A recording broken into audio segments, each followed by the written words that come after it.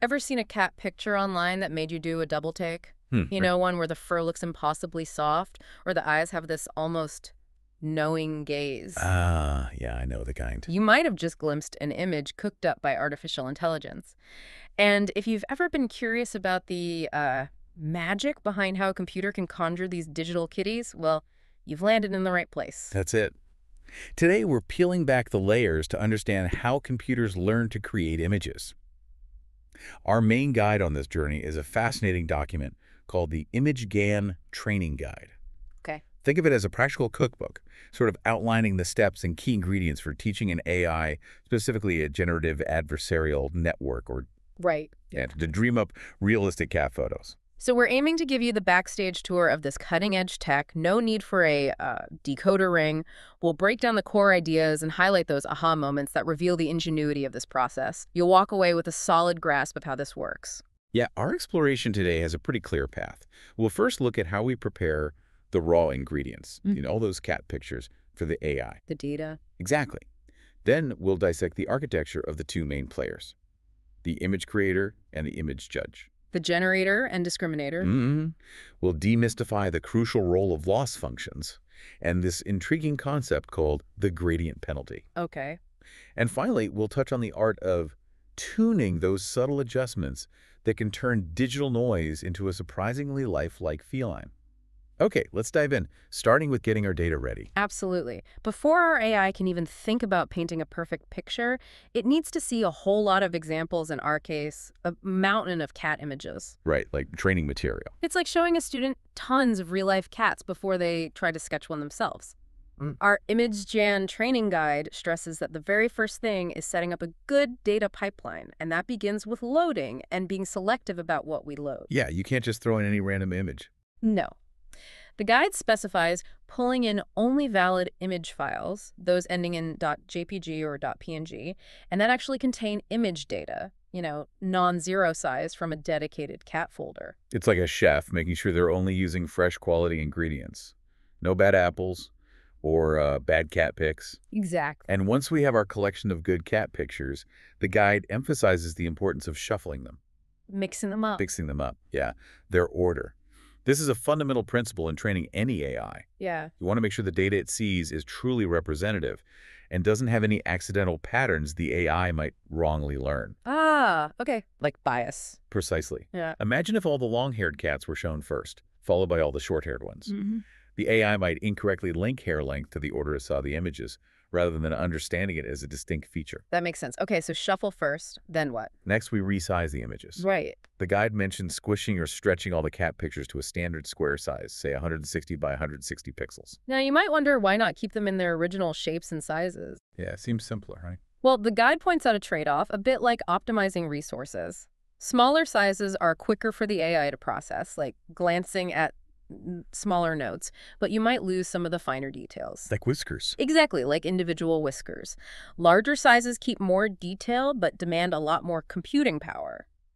It's like trying to study huge, intricate blueprints. Takes longer. That's a great way to put it. Following resizing is normalization. Okay. The pixel values, which usually range from 0 to 255, get scaled down to a range between -1 and 1 using a specific calculation, MMG 127.5, 1.0. Right, that looks a bit mathy. It does. But the guide says it's standard practice for GANs that use a particular type of activation function called pan when creating the final image. We'll get to that a bit. Okay. Think of it as getting all your ingredients measured out in the same unit so you can follow the recipe consistently. Got it. Consistent units. Then comes batching. Yep.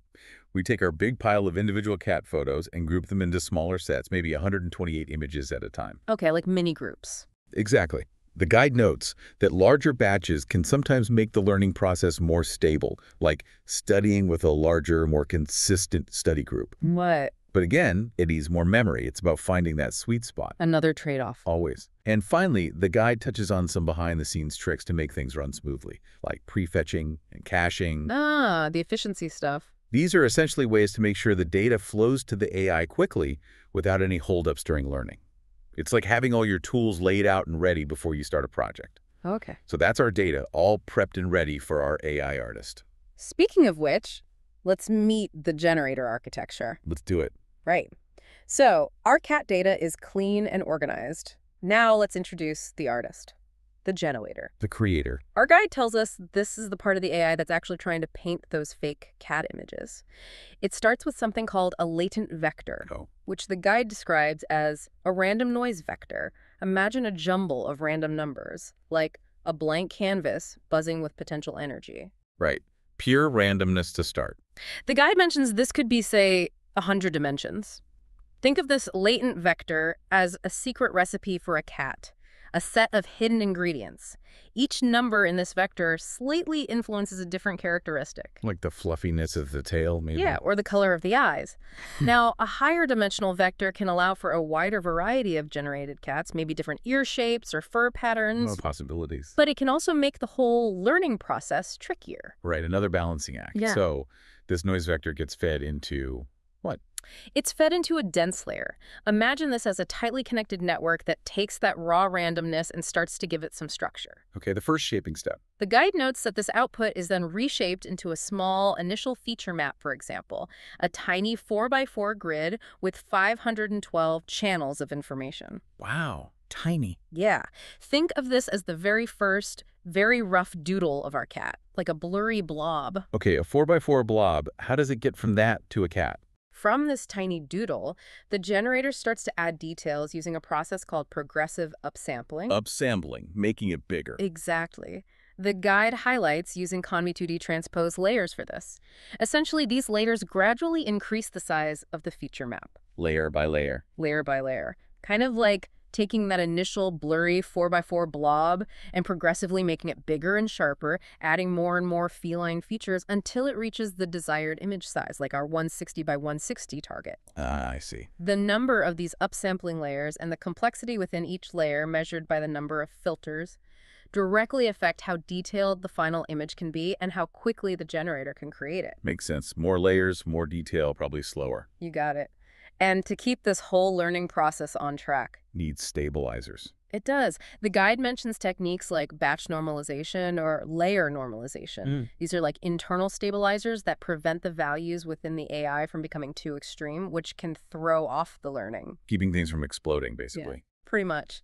Then we have something called leaky ReLU activation. Okay, sounds technical. It might sound technical, but in simple terms, it's a way to make sure that the learning doesn't stall, even when the values being processed are negative. It keeps the information flowing smoothly. So it doesn't get stuck. Exactly. And finally, the guide points out that the very last layer of the generator uses the 10 activation function. 10. You mentioned that earlier with normalization. That's one. Remember earlier when we talked about normalizing the input cat images to be between mices 1 and 1? Yep. Well, this 10 function acts like a digital paintbrush, ensuring all the colors, the pixel values the generator creates also fall within that same consistent expected range. So the output matches the input range. Clever. Prevents wildly unrealistic outputs. The guide also mentions optional spectral normalization as an advanced technique that can further stabilize the training, preventing the generator from producing overly erratic images. More stability options. Yeah. Good to have. So that's our artistic generator at work, starting from random noise and gradually painting a digital cat. Okay, the artist. Now, we need someone to critique its artwork. That's where the discriminator architecture comes in. Right, you are. The critic. If the generator is the aspiring artist, the discriminator is the seasoned art critic. Its job. Its job is to look at an image, either a real cat image from our training data, or a fake one conjured up by the generator, and try to determine which is which. So it gets both real and fake images. Exactly. The guide explains that the discriminator takes this image as its input. And just like the generator used upsampling to add detail. The discriminator does the opposite. Precisely. It uses progressive downsampling. The guide mentions using Conv2D layers with the stride of 2 to achieve this. Downsampling. Yeah. Making it smaller again. Yeah, it's essentially the opposite process. The discriminator takes the full-size image and gradually reduces its spatial dimensions, focusing on the key features that might give away whether it's a real or fake cat. Like an art critic, squinting and focusing on specific brushstrokes or details to assess authenticity. That's a perfect analogy. And just like the generator... Let me guess, leaky ReLU. You got it. The discriminator also uses leaky ReLU activation to ensure a smooth flow of information during its analysis. Keeps things moving on the critic's side, too. Now, here's something interesting. To prevent the discriminator from becoming too good at spotting the flaws of the current generator. Wait, why wouldn't you want it to be really good? Well, if it gets too specialized on the current generator's specific mistakes, it might not learn the general features of real cats versus realistic fakes. It needs to be a fair critic, not just finding easy faults. Ah, okay. So it needs broader judgment. How do they do that? The guide mentions using dropout. This is a regularization technique that randomly deactivates some of the discriminator's connections during training. Switches parts off temporarily. Kind of, forcing it to learn more robust and general features. Think of it as the critic occasionally having their vision slightly blurred, so they can't just focus on one tiny, easily fixable imperfection. Okay, that makes sense. Forces generalization. Right. Finally, the guide describes how the discriminator takes all the processed information, flattens it out, and passes it through a dense output layer. The final judgment. This last step spits out a single score, a judgment, if you will, representing the discriminator's belief about whether the input image is a real cat or a cleverly disguised fake. A score. Real or fake? And just like with the generator, the guide notes that optional spectral normalization can also be applied to the discriminator to further enhance the stability of the training process. More stability. Always good. So we have our artist and our critic locked in this creative battle. But how do they actually learn and improve from this? Ah, yes. The heart of the learning game. That's where loss functions come into play. The scores they're aiming for. Yeah, exactly. The loss functions, as the guide explains, are how we mathematically measure the generator's failures to fool the discriminator and the discriminator's failures to correctly identify real images. These functions provide the crucial feedback that guides the learning process for both sides. Okay. So how does it work? The guide mentions hinge loss first. Right, that was used in the original setup described. For the generator, the goal with hinge loss is simple.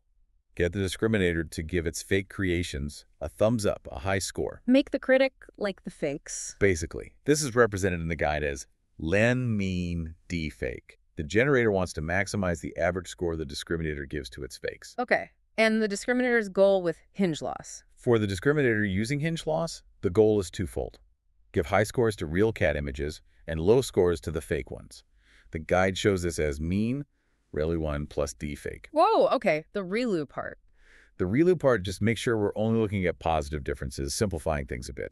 The guide notes that hinge loss is quite robust for training image GANs. So it works well. Think of the hinge loss as a strict judge who only rewards the generator when its fakes are convincingly real, pushing it to constantly improve. But then the guide introduces an improved approach, the Wasserstein loss with gradient penalty. Okay, W loss GP.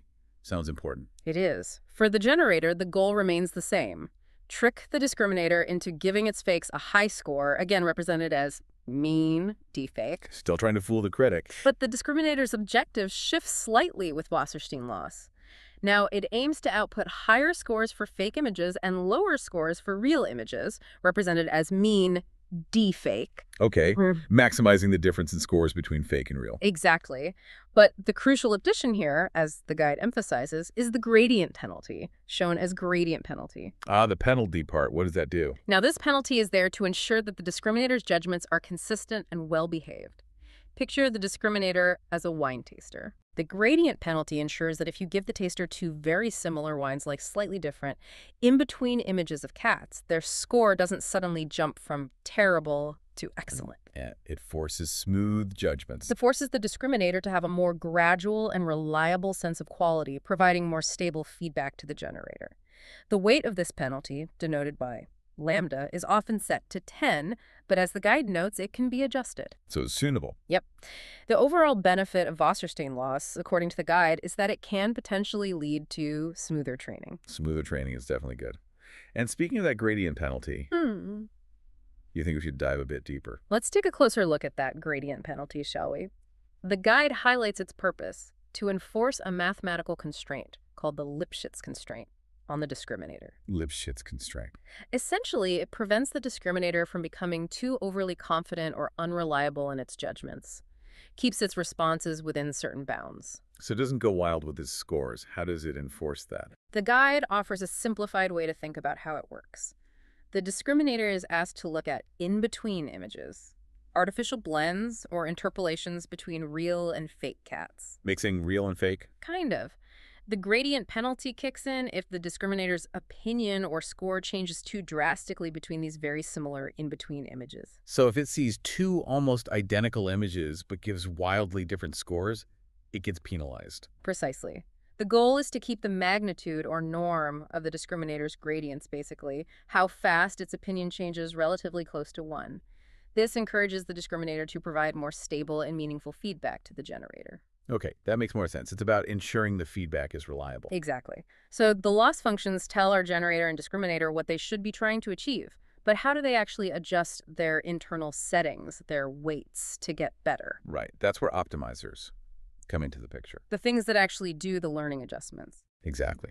The guide explains that optimizers are the algorithms that tweak the internal knobs and dials the weights of both the generator and the discriminator based on the feedback they receive from the loss functions. We're steering the ship.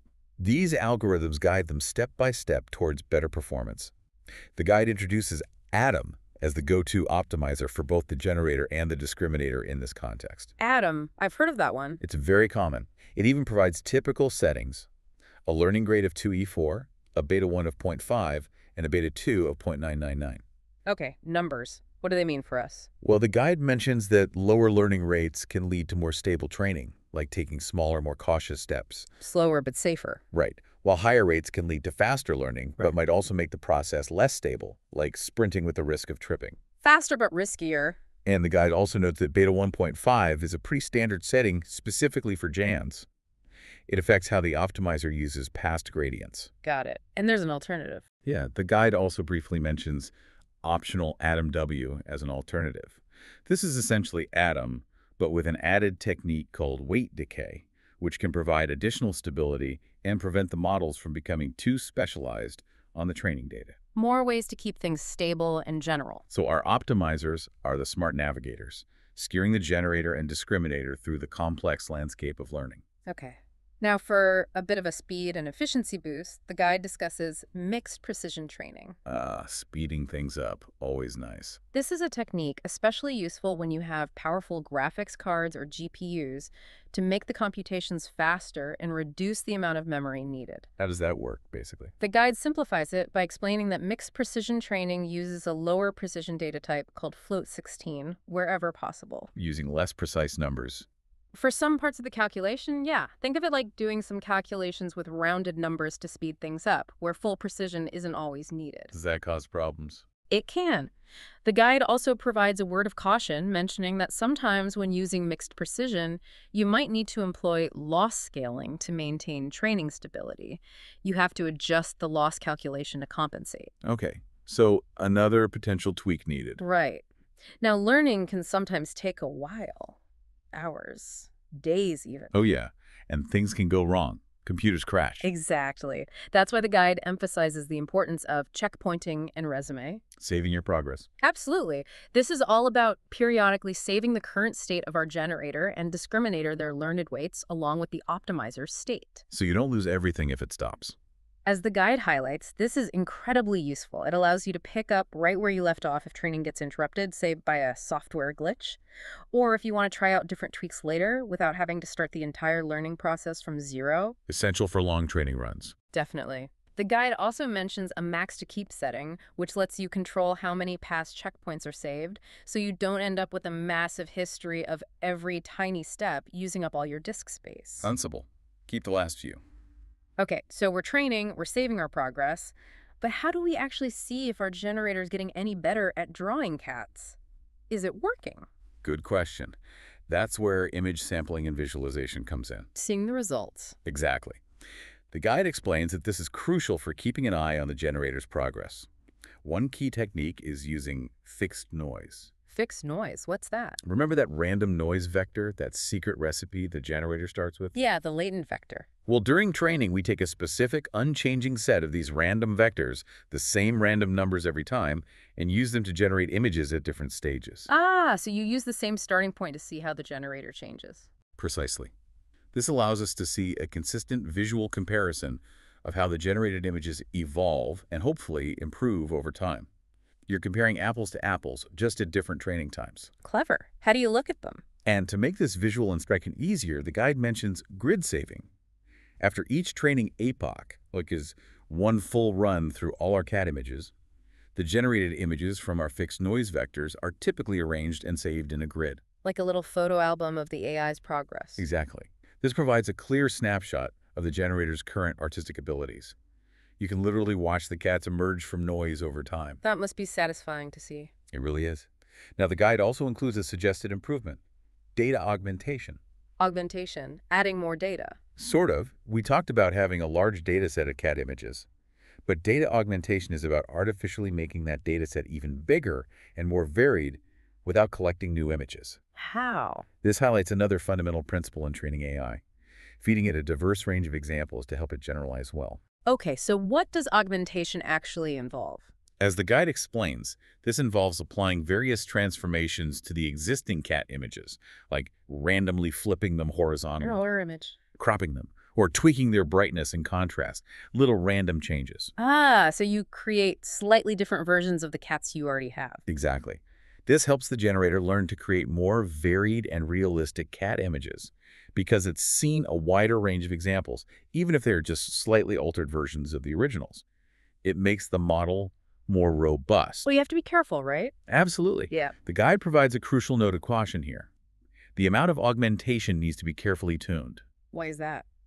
Too much augmentation, like really extreme changes, can make it too difficult for the generator to learn the core features of a cat. It just sees weird, distorted images. Okay. While too little might lead to the generator only learning to reproduce the exact images it has already seen. That's called overfitting. Right, just memorizing. Another balancing act. Always. Now, we've touched on quite a few settings and choices throughout this deep dive. The image size, batch size, learning rate. Lots of knobs to turn. Exactly. The guide helpfully brings them all together in a section on hyperparameters to tune. Think of these as the adjustable dials that control the entire training process and the design of our generator and discriminator. Key settings. The guide then provides a useful list of these key parameters and reminds us how they impact the image generation. We have IMG size, Detail versus speed. right? Batch size, Stability versus memory. latent dim, Variety of the generated cats. the learning rate. Training speed versus stability again. Then there's the loss type, whether you choose hinge loss, Wasserstein loss, or maybe a more basic GAN loss. The normalization top batch norm, layer norm, or spectral norm can help stabilize training. Okay. And finally, the augmentation strength controls how much we artificially expand our data, impacting generalization. That's a lot to keep track of. It is. Tuning these is often where the art of machine learning comes in. And for those of you who want to peek even further behind the scenes, the guide includes a section on other advanced techniques. These are described as having wow factor. Ooh, cutting-edge stuff. Yeah, things maybe not in the basic recipe, but can add flair. These include things like self-attention. What's that? Allows the model to focus on different parts of the image when generating, like paying attention to the relationship between the eyes and ears. Cool. What else? Residual connections, which help with training deeper and more complex networks. Progressive growing. Didn't we talk about upsampling? Similar idea, but this often means starting the entire training process with very small images and gradually increasing the resolution of both the generator and discriminator as training progresses. Ah, growing the whole system. And 2-time-scale update rule, TTUR, which involves using different learning rates for the generator and the discriminator. Letting them learn at different speeds. Interesting. These are definitely avenues for further exploration if you're feeling ambitious after mastering the basics. To help solidify all of this, the guide includes a summary table that neatly summarizes the techniques we've discussed. Like a cheat sheet. Exactly. Explains their purpose and lists the parameters you can adjust for each. It's a fantastic quick reference and a great starting point if you're interested in experimenting with training your own cat-generating AI. That sounds really useful. And finally, does it give any tips on how to actually do the tuning? Where to start? It does. The guide offers some practical advice on how to tune these hyperparameters. It suggests starting with some common default values. Don't try to change everything at once. Sensible. If your generated images are blurry, the guide suggests trying deeper networks, adding more filters in the layers, or increasing the image resolution, IMG. Okay, for blurriness, what about instability? Like the training goes wild. For instability during training, it recommends lowering the learning rate, adding the gradient penalty if you weren't already using it with Wasserstein loss, or trying a smaller batch size. Smaller steps, more constraints. Right. If you see signs of overfitting, where the generator is just memorizing the training data and not creating anything new, Add augmentation. add more data augmentation or dropout. Yeah. Makes it harder to just memorize. Okay. And if the cats all look the same, lack of variety. If your generated images all look very similar and lack diversity, increasing the latent dimension, latent dim, might help, giving it more ingredients to play with, or even adding a tiny bit of noise to the real images during training can sometimes encourage more variation. Interesting. Add noise to the real ones, too. Yeah, it's another little trick. So as we bring this deep dive into the Image GAN training guide to close, what's the big picture here? Well, the core insight, I think, is that training an AI to generate images of cats is this fascinating example of a delicate balancing act. The generator versus the discriminator. Exactly. It's a continuous back and forth between the generator, constantly striving to create more convincing fakes, and the discriminator, continuously refining its ability to distinguish the real from the artificial. The critic and the artist, like you said. Yeah, and this dynamic demonstrates a really powerful paradigm in machine learning where progress arises from constant challenge and refinement. It kind of mirrors creative processes we see in human endeavors, actually. And I think what's particularly fascinating is seeing how these seemingly small adjustments, tweaking the learning rate just a bit, introducing that gradient penalty, or carefully selecting the right amount of augmentation can have such a significant impact on the final output. It really highlights the iterative and, well, experimental nature of working with this kind of cutting-edge AI. It's not always straightforward. Absolutely. And hopefully you, our listener, now have a much clearer understanding of the fundamental principles behind this technology without feeling lost in all the technical details. Yeah, hopefully we impact it well. You've seen how the raw data is prepared, how the generator and discriminator architectures are designed with their specific roles in mind, and the crucial role of loss functions and optimizers in guiding their learning journey. So now that you have a foundational understanding of how these digital cats come to life, maybe a final thought to leave people with. Yeah, consider this. With this technology becoming increasingly accessible, what are the most exciting and imaginative applications you can envision? Forget just cats, what else? Right, beyond the examples. Or perhaps reflecting on the intricate dance between the generator and the discriminator required to produce even a seemingly simple image of a cat. What does this tell us about the very nature of learning and creativity itself, both machine and human? That's definitely something to ponder. Where does this adversarial learning pop up elsewhere? What does creativity even mean for an AI? Exactly. Lots to think about, and we encourage you to explore those ideas further.